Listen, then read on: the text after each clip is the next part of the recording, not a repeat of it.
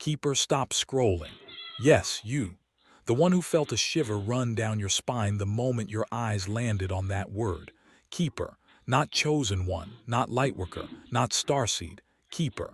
Because what lives inside you is not a light to shine outward. It is a vault to hold something inward. And for 3,000 years, 3,000, that vault has been empty in every human being who walked this earth. Until you felt it, didn't you? That moment when the word landed. Not curiosity, not interest, something older. Something that knew before your mind could catch up. That recognition is not coming from your imagination. It is coming from the oldest part of you, the part that was built before you took your first breath, the part that has been waiting in silence for this exact moment when someone would finally call it by its true name. The world does not know what a keeper is anymore. The word has been lost. The role has been forgotten.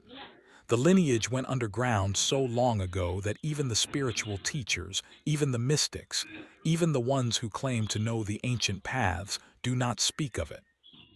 They speak of healers, they speak of seers, they speak of teachers and channels and empaths and intuitives. All of those are real, all of those are needed, but none of those are what you are. What you are is rarer. What you are is older. And what you are is finally, after lifetimes of dormancy, beginning to wake up. Before another second passes, I need you to do something. Not because I am asking, because the part of you that is already awake is asking. Remove every distraction. If there are people in the room, leave. If there is noise, silence it. If there is another tab open, close it. Put your phone on silent. Not vibrate, silent. Turn off the part of your brain that is already planning what you are going to do after this. Let the plans wait. Let the world wait. What is about to happen in this hour cannot happen if you are only half here. This is not content. This is not information. This is not something you can listen to while folding laundry. This is an activation. And activations require presence. Full presence. The kind of presence you have been rationing your entire life because you learned early that giving your full presence to anything made you vulnerable. Tonight, be vulnerable. The door will not open any other way. Take a breath with me. Not a shallow one. A full one, slowly in through the nose. Hold it at the top for 3 seconds. 1, 2, 3, slowly out through the mouth. Again, in, hold, out. One more time, in, hold, out. Good. Your nervous system just shifted. You might not feel it yet, but it did. The body knows what is coming before the mind does. The body has been preparing for this moment longer than you realize. There is an image I want you to carry with you through everything that comes next. Picture a stone chamber, ancient, older than any civilization you have studied in school. The walls are thick, the door is sealed. In the center of the chamber sits a chest, not a treasure chest, a reliquary. Something built to hold what is too important to be left in the open. The chest has been locked for so long that dust has sealed the edges. The lock itself is intricate, more intricate than any lock you have ever seen. It does not open with a key. It opens with a frequency. The right frequency held by the right person at the right time. The chest is inside of you. The chamber is your body. The frequency is beginning to hum. Hold that image lightly. We will return to it 7 times before this hour is over. Each time we return, you will see more. Each time we return, the image will shift. By the 7th return, the chest will not be a metaphor anymore. It will be a map, and you will know exactly where to place your hands. I want to name something first. A pain. One you have never spoken out loud because every time you tried, the words came out wrong and the person listening looked at you like you were being dramatic. The pain of carrying weight no one else can see. You have felt it your entire life. It shows up in strange ways.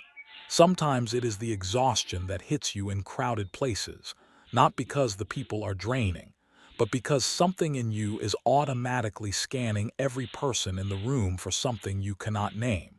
You are not looking for danger. You are not reading energy. You are looking for something else, something specific. And every single time you do not find it, and every single time you do not find it, a small part of you grieves. Sometimes the pain shows up as the feeling of walking through your own life like you are carrying a backpack full of stones. But when you open the backpack to show someone, it is empty. You can feel the weight. They cannot see it. You try to explain. You say it is like I am responsible for something, but I do not know what it is. And they say you are being too hard on yourself. And you smile and nod and never bring it up again. But the weight does not leave. It never leaves. Sometimes the pain shows up as the inability to throw anything away. Not because you are sentimental, not because you are a hoarder, but because something in you believes that everything, every scrap of paper, every strange object, every odd piece of information you come across might be important later. You do not know why. You just know that throwing it away feels like a betrayal of something. So you keep it. You keep all of it. And people call you cluttered and you let them because cluttered is easier to explain than the truth. The truth is that you are a keeper, and keepers do not collect things because they are attached to things. Keepers collect things because something deep in their wiring believes they are responsible for holding what would otherwise be lost. You are not a hoarder. You are a librarian of a library that does not exist yet. And every strange thing you have kept, every odd scrap of paper, every piece of information that made no sense when you saved it, has been a book waiting to be shelved. There is a second pain, deeper than the first. The pain of loving people who will never know you, not because they do not care, not because they are not trying, but because the part of you that is most alive speaks a language they have not learned yet. And you have spent your entire life translating yourself into their language so they can be comfortable. And the translation has cost you. It has cost you every single day of your life.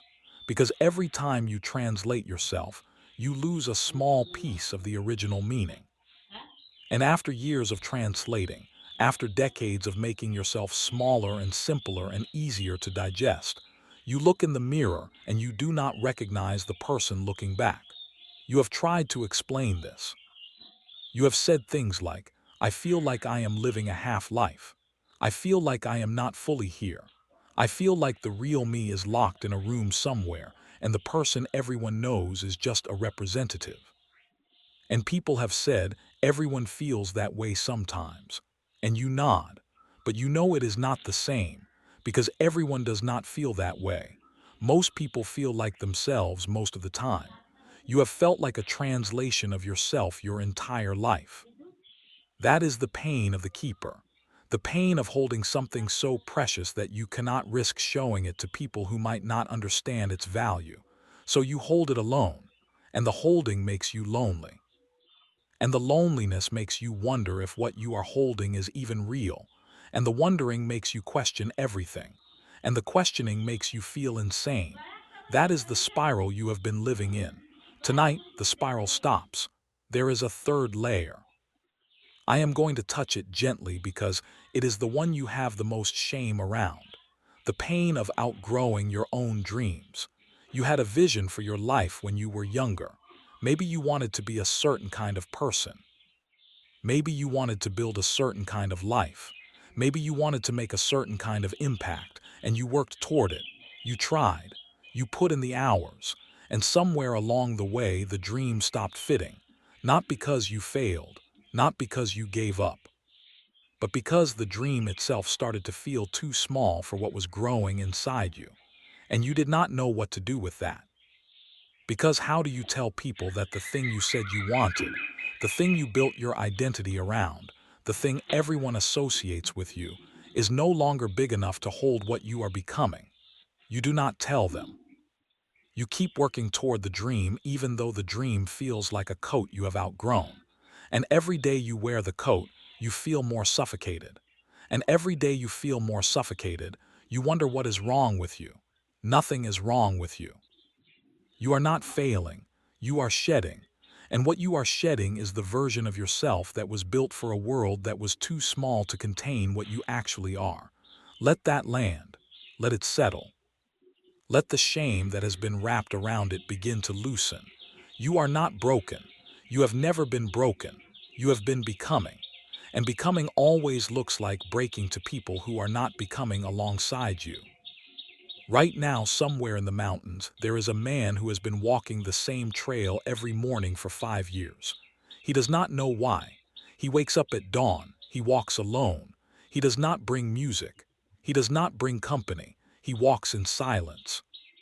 And for 5 years, he has been waiting for something. He does not know what. He just knows that the trail is important, that the walking is preparing him, that something is coming and the walking is how he stays ready. He wrote about this once in a journal no one will ever read. He said, "I feel like I am rehearsing for a play I have not been cast in yet. You are not the only one.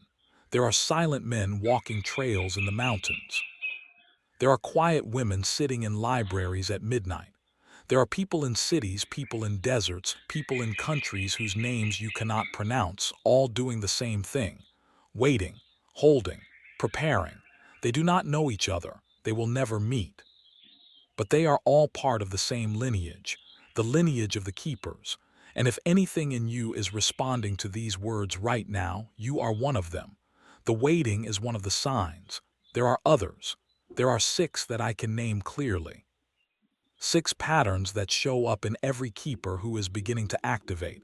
I am going to walk through each of them with you, slowly, carefully, because when you hear them, you are not going to hear them as information. You are going to hear them as your own life being read back to you in a language you forgot you spoke. But before I name them, you need to understand what I mean when I say sign. I do not mean synchronicity. I do not mean angel numbers. I do not mean the universe sending you messages through license plates. Those things might be real. Those things might matter. But they are not what I am pointing at. What I am pointing at is deeper. What I am pointing at is structural. A sign, in the language of the keepers, is not a message. It is a fingerprint. It is the mark left behind when the gift moves through your life before you know it is there. Signs do not tell you what is coming. Signs show you what has already been happening.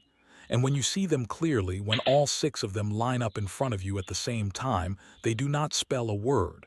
They spell your name. 6 signs, 6 fingerprints. By the time we reach the 6th one, you will not need me to tell you what you are. You will already know. The first sign is the one that shows up in your relationship to objects. Most people do not notice this. Most keepers do not notice this. But if you look carefully, you will see it. You have objects in your life that other people would throw away. Broken things, old things, things that have no value to anyone else.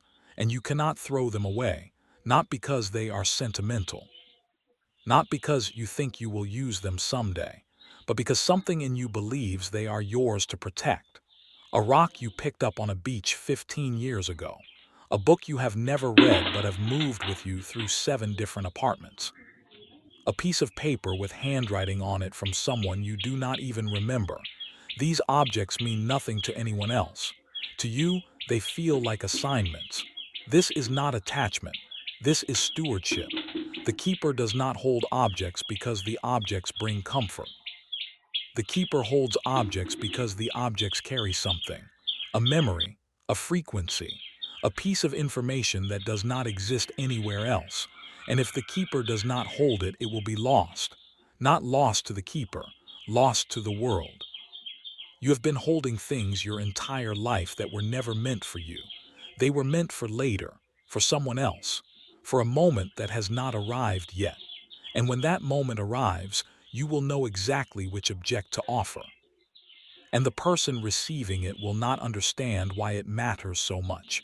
But you will, because you were never holding it for yourself. You were holding it for them. The second sign shows up in your memory. You remember things other people do not remember, not big things. Small things. A sentence someone said in passing 20 years ago. The way the light looked in a room you walked through once. The exact tone of voice a stranger used when they said something that no one else in the room even noticed. You remember these things with perfect clarity, And when you mention them, people look at you like you have a photographic memory. You do not. You have something else. You have keeper memory. And keeper memory does not store what is important to you. It stores what is important. Period. You do not choose what to remember. The memory chooses you. And the things you remember are not random. They are seeds. Information that will matter later in ways you cannot predict now. The third sign shows up in your relationship to silence. Most people are uncomfortable with silence. They fill it, they avoid it. They need noise, music, conversation, something to keep the silence from getting too loud. You are the opposite. You crave silence, not because you are introverted, not because you are antisocial, but because silence is the only place where you can hear the thing you are supposed to be listening to. You do not have a word for what you are listening to. You just know that it is there, and it only speaks in silence. So you protect silence. You create it, you disappear into it, and people call you distant. People say you are hard to reach. People say you are too much in your head, and you let them say it.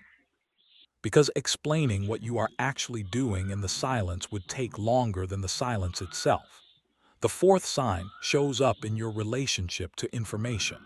You are hungry for information in a way that does not make sense to the people around you.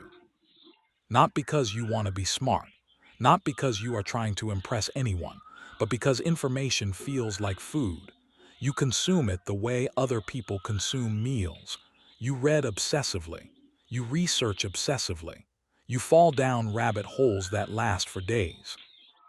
And when people ask you why you are learning about ancient Sumerian agriculture, or the migration patterns of monarch butterflies, or the history of a language no one speaks anymore, you do not have an answer that satisfies them. You say, "I just find it interesting." But that is not true. You do not find it interesting. You find it necessary. The information is feeding something, and that something is always hungry. The fifth sign shows up in your dreams, but not the way you think. You do not dream about the future. You dream about the past, not your past, a past. You dream about places you have never been. You dream about people you have never met. You dream about events you have never studied. And the dreams are not vague. They are specific. You can describe the clothing. You can describe the architecture. You can describe the language being spoken even though you do not understand it. And when you wake up, you feel like you were remembering something instead of imagining something. You have tried to explain this. You have said things like, "It felt more like a memory than a dream." And people have said, "Maybe it was a past life." And you have nodded. But you know it is not that simple, because the dreams do not feel like your past life. They feel like someone else's past life, and you are not living it. You are cataloging it. You are witnessing it. You are keeping record of it. The sixth sign is the one that ties all the others together. And it is the hardest one to name because it does not show up as something you do. It shows up as something you feel. You feel responsible, not for yourself, not for your family, not for your work. You feel responsible for something bigger, something you cannot see, something you cannot define. It is not a messiah complex. It is not grandiosity. It is quieter than that. It is the constant low hum underneath everything else. The feeling that if you do not pay attention, if you do not stay awake, if you do not keep holding whatever it is you are holding, something will be lost. And the loss will not just affect you. It will affect everyone. You have never said this out loud. You have barely admitted it to yourself, because it sounds insane. How do you tell someone that you feel cosmically responsible for something you cannot name? You do not. You carry it in silence, and the silence makes it heavier. And the heavier it gets, the more you wonder if you are making it up. You are not making it up. The responsibility is real. The weight is real. And the reason it feels so heavy is because you have been carrying it alone. Tonight, that changes. Hold all six signs in your mind, the objects you cannot throw away, the memories you cannot forget, the silence you cannot live without, the information you cannot stop consuming, the dreams that feel like records, The responsibility you cannot shake. 6 signs, 6 fingerprints. They are not separate. They are the same hand touching your life in 6 different places, and the hand has a name. Before I give you the name, I need to tell you what happens when a keeper activates, because activation is not like flipping a switch. It is not like waking up one day and suddenly knowing what to do. Activation is a process. It is slow. It is uncomfortable. It is disorienting, and it happens in stages. The first stage is recognition. That is where you are right now. You are beginning to recognize that the thing you have been carrying your entire life is not a burden. It is a role.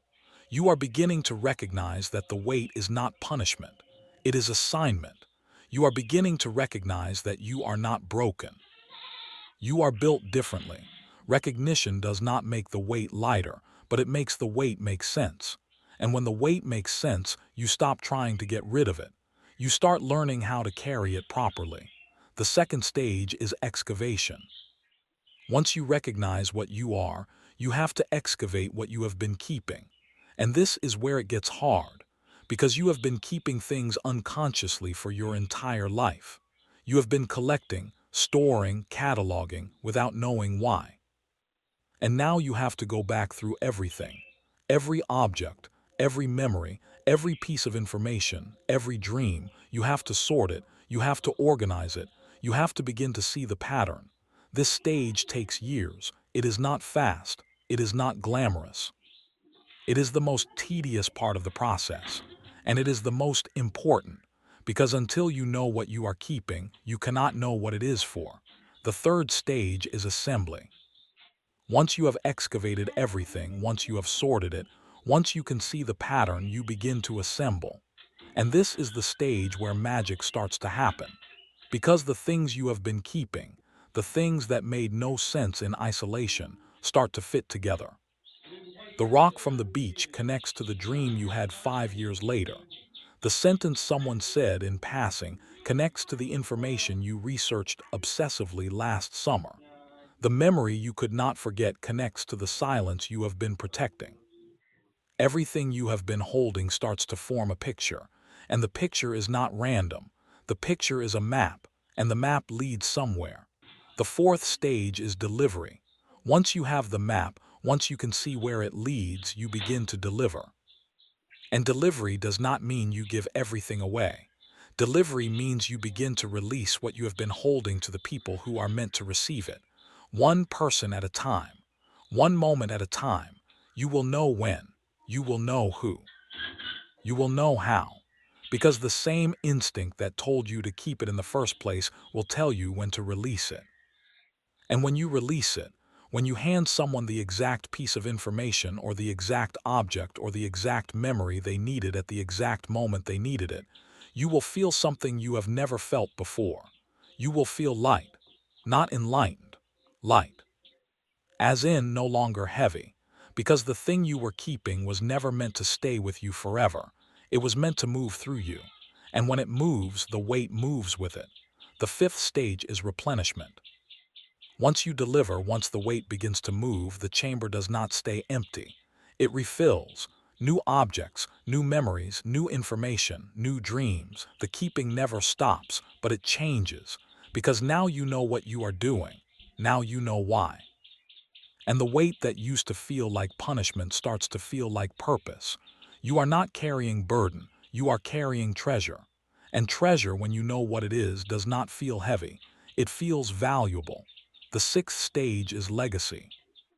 This is the stage most keepers never reach.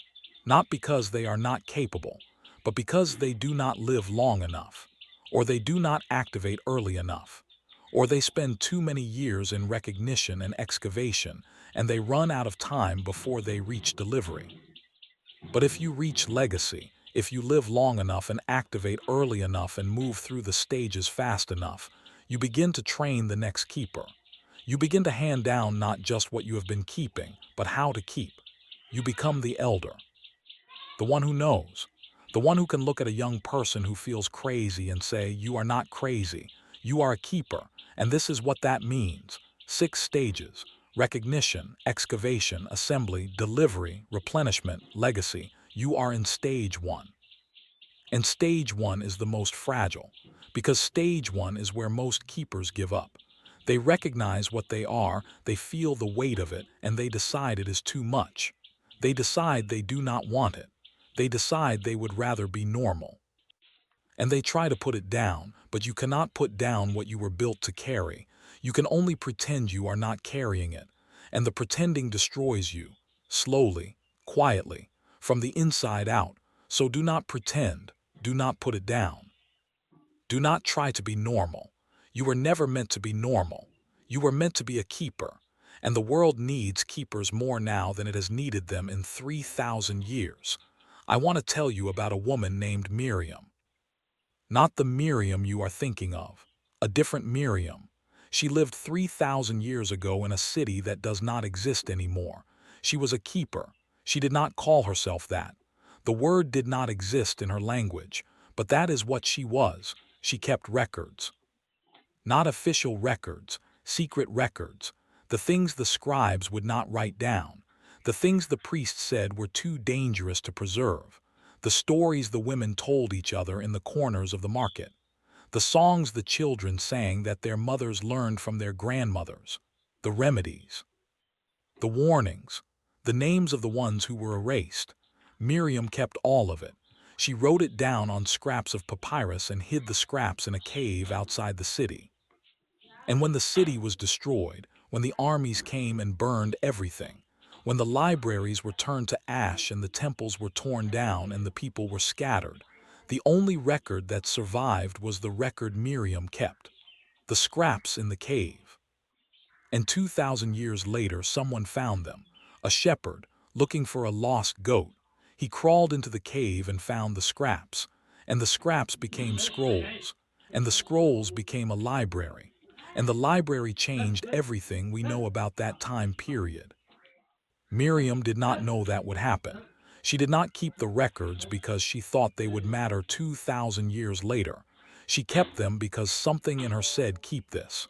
And she listened. That is what a keeper does. A keeper does not need to see the outcome. A keeper just needs to listen to the instruction, "Keep this," and trust that the keeping matters. You are Miriam, not literally, but lineage-wise. You are part of the same family, the family of people who keep what everyone else throws away. The family of people who remember what everyone else forgets. The family of people who hold the scraps in the cave while the city burns. And when the city is done burning, when the armies are gone, when the survivors come looking for what was lost, you will still be there, holding it, waiting to hand it over. That is why you are here. That is why you feel the weight. That is why you cannot throw anything away. That is why you remember things no one else remembers. That is why you crave silence and consume information and dream about the past and feel responsible for everything. Because you are a keeper, and the keeping is not optional. It is woven into your DNA. It is older than your name. It is the reason you exist. Now let me tell you what has been kept from you. Because while you have been keeping things for the world, something has been kept from you. And the thing that has been kept from you is the most important thing. The key to the chest. The frequency that opens the lock. The instruction manual for how to do what you were built to do. For 3,000 years, the lineage of the keepers has been fragmented. The elders stopped training the young. The knowledge stopped being passed down. The keepers stopped recognizing each other. And one by one, they died without handing over what they knew. And the lineage went underground, not extinct, underground, waiting, dormant, like seeds in a desert waiting for rain. And now the rain is coming, not literal rain, the rain of remembering, the rain of reconnection, the rain of reactivation. Keepers all over the world are waking up at the same time, not because someone is waking them up, because the time has come. The world is entering a season where what has been kept in the caves needs to come out, and the keepers are the ones who know where the caves are. You are one of those keepers, and you are waking up right now. Not tomorrow, not next year, right now. This hour, this moment. The frequency is already humming. The lock is already turning. The chest is already beginning to open. And what is inside the chest is not what you think.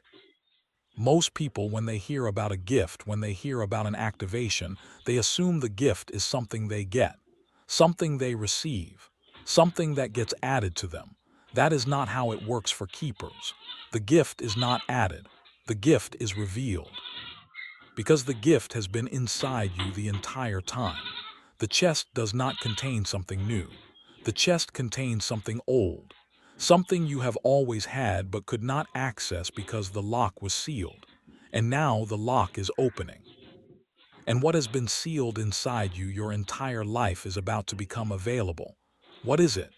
What is inside the chest? I will tell you. But before I do, you need to prepare. Because once you know, once you see it clearly, you cannot unknow it. You cannot go back to the version of yourself that did not know. The knowledge will change you, irreversibly, completely. And if you are not ready for that, if you are not willing to let the old version of yourself die so the true version can emerge, then stop here. Close this. Walk away. Go back to your life. Pretend you never heard the word keeper. Pretend this was just an interesting video.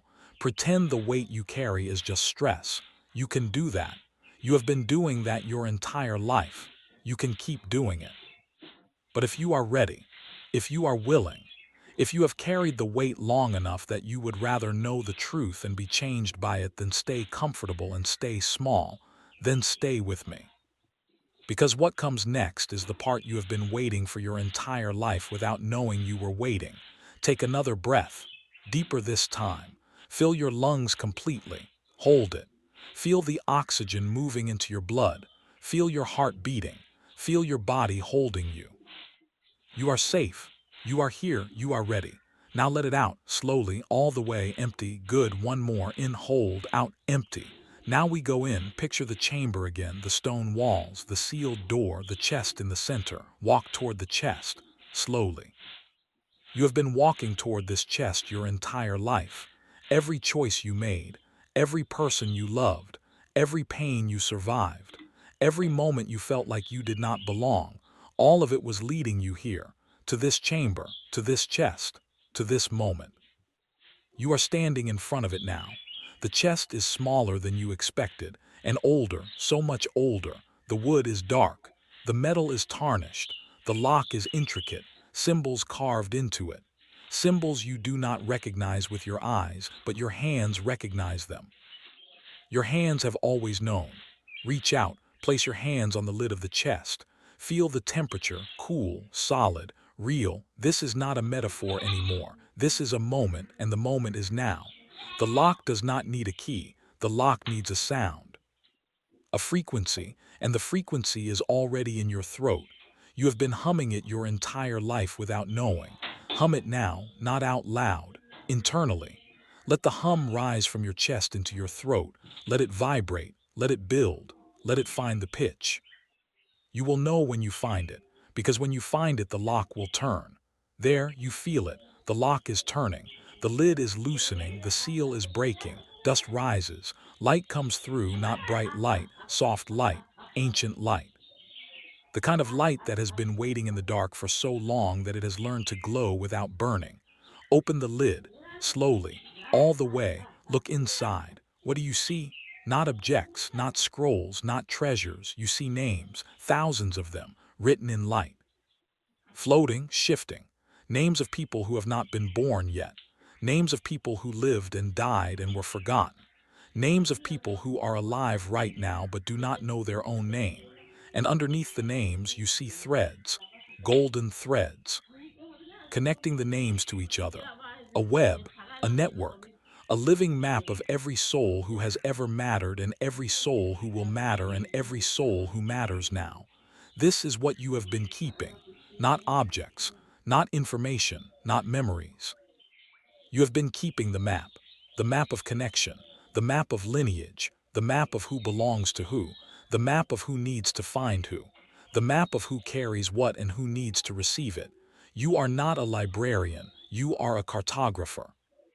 And the territory you are mapping is not land. It is soul, Every object you kept, every memory you stored, every piece of information you consumed, every dream you cataloged, all of it was data points on the map. And now the map is complete enough that you can begin to read it. And when you read it, you will see the threads. And when you see the threads, you will know what to do. You will know who to call. You will know what to say. You will know what to give. You will know when to release, because the map will show you. This is the gift of the keeper, not the gift of healing, not the gift of seeing, not the gift of teaching, the gift of connecting. You are a bridge. You are the one who holds both ends of the thread until the two people who need to meet each other finally cross paths. You are the one who remembers the name someone forgot, so you can speak it back to them at the exact moment they are ready to hear it. You are the one who keeps the information that makes no sense now so you can hand it to the person it will save later. You do not do this alone. There are other keepers. You have not met them yet, but you will. They are waking up at the same time you are. They are opening the same chest. They are seeing the same map. And when you meet them, you will not need to introduce yourselves. You will recognize each other the way two people who speak the same rare language recognize each other in a foreign country. A glance, a nod, a knowing, and then you will begin to work together, not in hierarchy, not in competition, in collaboration. Because the map is too big for one keeper. The map needs all of you. So what do you do now? How do you move from recognition to excavation? How do you begin to sort what you have been keeping? How do you learn to read the map? I am going to give you 3 practices, 3 activations. You can begin tonight. You do not need anything. You do not need tools. You do not need training. You just need willingness. The first practice is called the inventory. Tonight, before you sleep, take 10 minutes. Sit somewhere quiet. No phone, no music, just you and a notebook. Or you and your thoughts if you do not want to write. Ask yourself this question. What have I been keeping that I do not understand? Then listen. Do not force an answer, just listen. The answer will come. It might come as an image. It might come as a memory. It might come as a name. It might come as an object in your house that you suddenly remember. Write it down or hold it in your mind. That is the first piece. Tomorrow night, ask the same question again. A different answer will come. Write it down. Do this every night for 30 days. By the end of 30 days, you will have 30 pieces, and the 30 pieces will start to form a pattern. That pattern is the beginning of the map. The second practice is called the witness. Once a week, go somewhere you have never been. It does not have to be far. It can be a different coffee shop, a different park, a different street in your own neighborhood. Go there. Sit, watch, do not do anything, do not read, do not scroll, just watch. Watch the people, watch the light, watch the way things move. You are not looking for anything specific. You are just looking. And while you are looking, something will catch your attention. A person, a sound, a color, a moment. When it catches your attention, stay with it. Do not analyze it, just witness it. Let it imprint on you, then go home. Write it down. One paragraph, what you saw, how it felt, why it caught you. That is the second piece. Do this once a week, every week. The pieces you witness will become threads on the map. The third practice is called the offering. Once a month, give something away. Not something you do not want. Something you have been keeping. Something that feels important. It does not have to be valuable to anyone else. It just has to be valuable to you. An object, a piece of information, a memory you share, a name you speak. Give it to someone, you will know who, you will feel it. And when you give it, do not explain why. Do not make it significant, just offer it quietly, simply. Here, I think this is for you, and then let it go. Do not wait for a response. Do not check if it mattered, just release it. That is the third piece. Do this once a month, every month. Each offering will lighten the weight. Each offering will make room for the next thing you are meant to keep. 3 practices: inventory, witness, offering. These are not rituals. These are not techniques. These are the way keepers have always worked. For 3,000 years, in every generation, in every culture. The practices do not change, only the context changes, and your context is now. Your time is now. Your activation is now. Before we close, I want to come back to the chamber one more time. Picture it again. The chest is still open, the names are still glowing, the threads are still connecting, but now you see something else. In the corner of the chamber there is another door. A door you did not see before. It is small, easy to miss. But now that the chest is open, now that the light is coming through, you can see it clearly. Walk toward the door, place your hand on it. It is warm, warmer than the chest, warmer than the stone. The door is not locked, the door is just closed, and it is waiting for you to open it. Not tonight, not yet, but soon. Because behind that door is the next chamber, and in the next chamber is the next chest. And in the next chest is the next gift. The keeper does not just keep, the keeper becomes. And what you are becoming is bigger than what you are keeping. But that is for later. For now, stay in this chamber. Learn this chest. Read this map. Do the practices. Meet the other keepers. Build the network. Because the world is entering a season where the things that have been hidden need to come out. And you are one of the ones who knows where they are hidden. You are one of the ones who has been holding the threads. You are one of the ones the map has been waiting for. You are a keeper. Say it out loud. I am a keeper. Say it again. I am a keeper. One more time. I am a keeper. Feel how it lands. Feel how it fits. Feel how it finally, after a lifetime of not having the right word, gives you a word that is the right size for what you are. The weight you have been carrying is not going away, but now you know what it is. Now you know why it is there.